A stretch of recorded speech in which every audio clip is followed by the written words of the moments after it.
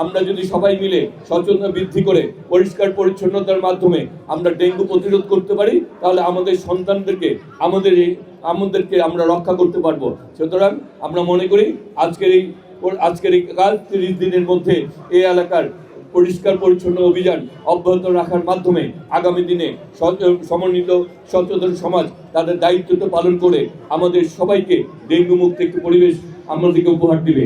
আর এখানে আমাদের Dhaka city corporation দক্ষিণের প্রশাসক এবং সিটি কর্পোরেশনের কর্মকর্তাদের বলবো, আপনারা এই সমন্বিত সচেতন সমাজের পাশে থেকে তাদেরকে সহযোগিতা করে এই উদ্যোগকে তারা যাতে বাস্তবায়ন করতে পারে এবং রাজনৈতিক নেতৃবৃন্দ তাদেরকে সহযোগিতা করে এই উদ্যোগকে যাতে বাস্তবায়ন করতে পারে সেই প্রত্যাশা জানিয়েই, কারণ আমরা এই দেশের নাগরিক, এই দেশের মানুষের কাছে আমাদের দায়বদ্ধতা রয়েছে। সুতরাং যারা কোনো অন্যায়ের সাথে সম্পৃক্ত থাকবে তাদেরকে আমরা দূরে সরে যাওয়ার জন্য অনুরোধ জানাচ্ছি, নির্দেশ দিচ্ছি।